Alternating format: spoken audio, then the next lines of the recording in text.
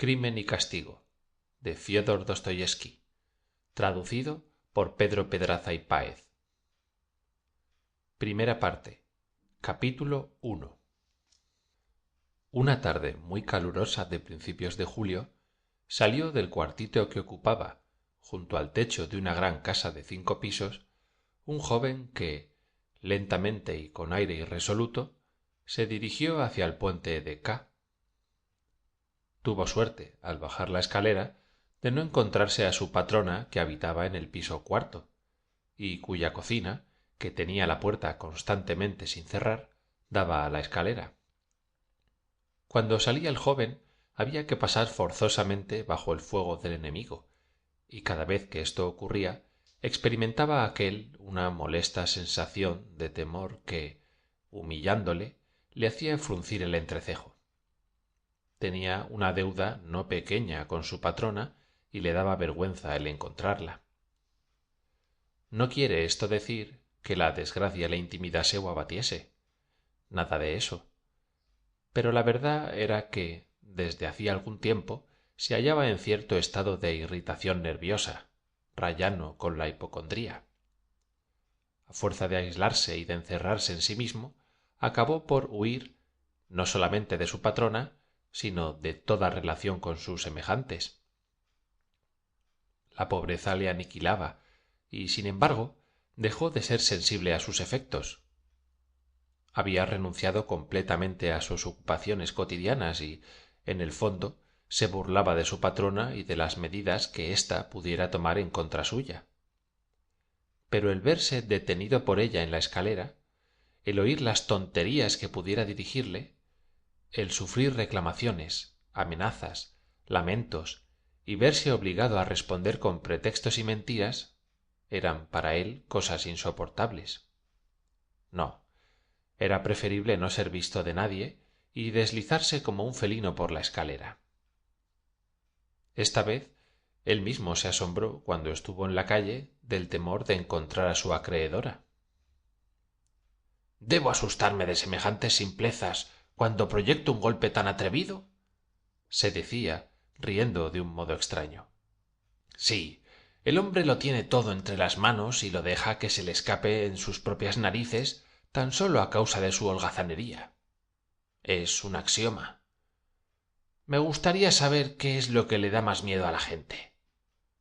Creo que temen, sobre todo, lo que les saca de sus costumbres habituales. Pero hablo demasiado. Tal vez por el hábito adquirido de monologar con exceso no hago nada. Verdad es que con la misma razón podría decir que es a causa de no hacer nada por lo que hablo tanto. Un mes completo hace que he tomado la costumbre de monologar acurrucado durante días enteros en un rincón, con el espíritu ocupado con 1000 quimeras. Veamos, ¿por qué me doy esta carrera? ¿Soy capaz de eso? ¿Es serio eso? No, de ningún modo. Patrañas que entretienen mi imaginación. Puras fantasías. Hacía en la calle un calor sofocante. La multitud, la vista de la cal, de los ladrillos, de los andamios y esta fetidez especial, tan conocida de los habitantes de San Petersburgo, que no pueden alquilar una casa de campo durante el verano, todo contribuía a irritar cada vez más los nervios del joven. El insoportable olor de las tabernas y figones, muy numerosos en aquellas partes de la ciudad, y los borrachos que a cada paso se encontraba, aunque aquel era día laborable, acabaron por dar al cuadro un repugnante colorido. Hubo un momento en que los finos rasgos de la fisonomía de nuestro héroe expresaron amargo disgusto. Digamos con este motivo que no carecía de ventajas físicas. Era alto, enjuto y bien formado. Tenía el cabello castaño y hermosos ojos de color azul obscuro. Poco después cayó en profunda abstracción, o más bien en una especie de sopor intelectual. Andaba sin reparar en los objetos que encontraba al paso y sin querer reparar en ellos. De vez en cuando murmuraba algunas palabras, porque, como él reconocía poco antes, tenía por costumbre el monologar. En aquel momento echó de ver que se embrollaban sus ideas y que estaba muy débil. Puede decirse que había pasado 2 días sin comer. Iba tan miserablemente vestido que otro que no hubiera sido él habría tenido escrúpulos para salir en pleno día con semejantes andrajos. A decir verdad, en aquel barrio se podía ir de cualquier modo. En los alrededores del mercado de Leno, en esas calles del centro de San Petersburgo, habitadas en su mayoría por obreros, a nadie asombra la más rara indumentaria. Pero tan arrogante desdén existía en el alma del joven que, a pesar de su vergüenza, algunas veces cándida, no le daba ninguna de ostentar en la calle sus harapos. Otra cosa hubiera sido de tropezar a alguno de sus amigos o antiguos camaradas, de cuyo encuentro huía siempre. Sin embargo, se detuvo de pronto al notar, merced a esas palabras pronunciadas con voz burlona, que atraía la atención de los paseantes. —¡Ah! ¡Un sombrero alemán! El que acababa de lanzar esta exclamación era un borracho a quien conducían, no sabemos dónde ni por qué, en una gran carreta. Con un movimiento convulsivo, el aludido se quitó el sombrero y se puso a examinarlo. Era el tal sombrero de copa alta, comprado en casa de Zimmermann, pero ya muy estropeado, raído, agujereado, cubierto de abolladuras y de manchas, sin alas. En una palabra, horrible.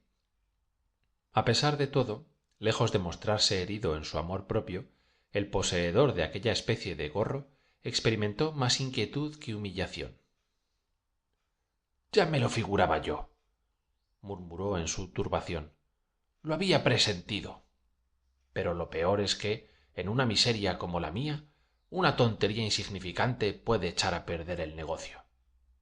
Sí, este sombrero produce demasiado efecto, y el efecto nace precisamente de que es ridículo. Para llevar estos harapos es indispensable usar gorra. Mejor que este mamarracho será una boina vieja. No hay quien lleve semejantes sombreros. De seguro que éste llama la atención a una versta de distancia. Después lo recordarían y podría ser un indicio. Lo importante es no llamar la atención de nadie. Las cosas pequeñas tienen siempre importancia. Por ellas suele ser por las que uno se pierde. No tenía que ir muy lejos. Sabía la distancia exacta que separaba su casa del sitio a donde se dirigía. 700 pasos justos. Los había contado cuando su proyecto no era más que un vago sueño. En aquella época no creía que llegase el día en que se trocara lo imaginado en acción. Se limitaba a acariciar en su mente una idea espantosa y seductora a la vez. Pero desde aquel tiempo, un mes hacía, comenzaba a considerar las cosas de otro modo. Aunque en todos sus soliloquios se reprochase su falta de energía y su irresolución, habíase ido, sin embargo, habituando poco a poco e involuntariamente, en cierto modo, a mirar como posible la realización de su sueño, no obstante continuar dudando de sí mismo. En aquel momento iba a hacer el ensayo general de su empresa, y a cada paso aumentaba su agitación. Con el corazón desfallecido y el cuerpo agitado por nervioso temblor, se aproximó a una inmensa casa que daba de un lado al canal y del otro a la calle. Este edificio, dividido en multitud de cuartitos de alquiler, tenía por inquilinos industriales de todas las clases, sastres, cerrajeros, cocineras, alemanes de diferentes categorías, mujeres públicas y humildes empleados, etc. Un continuo hormigueo entraba y salía por las dos puertas. 3 o 4 dvorniks prestaban sus servicios en esta casa. Con gran satisfacción suya, el joven no encontró a nadie. Después de haber pasado el umbral, sin ser notado, tomó por la escalera de la derecha. Conocía ya esta escalera angosta y tenebrosa, cuya obscuridad no le desagradaba, pues así no eran de temer las miradas curiosas. —Si ahora tiemblo, ¿qué será cuando venga en serio? No pudo menos de pensar cuando llegaba al cuarto piso. Allí le cerraron el paso antiguos soldados convertidos en mozos de cuerda. mudaban los muebles de uno de los cuartos, ocupado. El joven lo sabía por un funcionario alemán y su familia. Gracias a la marcha del alemán, no habrá durante algún tiempo en ese rellano otro inquilino que la vieja. Esto es bueno saberlo, por lo que pueda suceder. Así pensó, y tiró del llamador de la casa de la vieja. Débilmente sonó la campanilla, como si fuese de hojalata y no de cobre. Tales son en esas casas las campanillas de todos los pisos. Sin duda había olvidado este detalle. Aquel sonido particular debió de traerle repentinamente a la memoria algún recuerdo, porque el joven se estremeció y se alteraron sus nervios. Al cabo de un instante se entreabrió la puerta, y por la estrecha abertura la dueña de la casa examinó al recién venido con manifiesta desconfianza. Brillaban sus ojillos como dos puntos luminosos en la oscuridad, pero al advertir que había gente en el descansillo se tranquilizó y abrió por completo la puerta. El joven entró en un sombrío recibimiento, dividido en dos por un tabique, tras del cual estaba la cocina. En pie delante del joven, la vieja callaba interrogándole con la vista. Era una mujer de 60 años, pequeñuela y delgada, de nariz puntiaguda y de mirada maliciosa. Tenía la cabeza descubierta y los cabellos, que comenzaban a encanecer, relucían untados de aceite. Llevaba puesto al cuello, que era largo y delgado como la pata de una gallina, una tira de franela, y a pesar del calor habíase echado sobre los hombros un abrigo apolillado y amarillento. La vieja tosía a menudo. Debió de mirarla el joven de un modo singular, porque los ojos de la anciana recobraron bruscamente su expresión de desconfianza. Raskolnikov, estudiante. Estuve aquí, en esta casa, hace un mes. Se apresuró a decir el joven, medio inclinándose, porque había pensado que lo mejor era mostrarse afable. Sí, lo recuerdo, respondió la vieja, que no cesaba de mirarle con recelo. Pues bien, vengo otra vez por un asuntillo del mismo género, continuó Raskolnikov, algo desconcertado y sorprendido de la desconfianza que inspiraba. Quizás esta mujer ha sido siempre lo mismo, pero la otra vez no lo eché de ver, pensó el joven desagradablemente impresionado. La vieja permaneció algún tiempo silenciosa, como si reflexionase. Luego señaló la puerta de la sala a su visitante y le dijo haciéndose a un lado para dejarle pasar delante de ella. Entre usted. La salita en la cual fue introducido el joven tenía tapizadas las paredes de color amarillo. En las ventanas, con cortinas de muselina, había tiestos de geranios. El sol poniente arrojaba sobre aquello viva claridad. Sin embargo, entonces brillaba el sol de la misma manera, dijo Raskolnikov para su coleto, y dirigió rápidamente una mirada en torno suyo para darse cuenta de todos los objetos y grabarlos en la memoria. En la habitación no había nada de particular. Los muebles, de madera amarilla, eran muy viejos. Un sofá con gran respaldo vuelto, una mesa de forma oval frente a frente del sofá, un lavabo y un espejo entre las dos ventanas, sillas a lo largo de las paredes, 2 o 3 grabados sin valor que representaban señoritas alemanas con pájaros en la mano. A esto se reducía el mobiliario. En un rincón, delante de una pequeña imagen, ardía una lámpara. Tanto los muebles como el suelo relucían de puro limpios. Es Isabel la que arregla todo esto, pensó el joven. En toda la habitación no se veía un grano de polvo. Es preciso venir a las casas de estas malas viejas viudas para ver tanta limpieza, continuó monologando Raskolnikov, y miró con curiosidad la cortina de indiana que ocultaba la puerta correspondiente a otra salita. En esta última, en la que jamás había entrado, estaban la cama y la cómoda de la vieja. ¿Qué quiere usted? Preguntó secamente la dueña de la casa, que, habiendo seguido a su visitante, se colocó frente a él para examinarle de cerca. He venido a empeñar una cosa. Véala usted. Y sacó del bolsillo un reloj de plata viejo y aplastado que tenía grabado en la tapa un globo. La cadena era de acero. Aún no me ha devuelto usted la cantidad que le tengo prestada. Anteayer cumplió el plazo. Le pagaré aún el interés del otro mes. Tenga un poco de paciencia. Conste, amiguito, que puedo esperar, si quiero, o vender el objeto empeñado si se me antoja. ¿Qué me da por este reloj, Alena Ivanovna? Lo que me trae aquí es una miseria. Esto no vale nada. La otra vez le di a usted 2 billetes pequeños por un anillo que se puede comprar nuevo en la joyería por 1,5 rublos. Deme usted 4 rublos y lo desempeñaré. Perteneció a mi padre. Pronto recibiré dinero. 1,5 rublos y he de cobrar el interés por adelantado. ¿1,5 rublos? Exclamó el joven. ¿Acepta usted? ¿Sí o no? Y dicho esto, la mujer alargó el reloj al visitante. Este lo tomó e iba a retirarse, irritado, cuando reflexionó que la prestamista era su último recurso.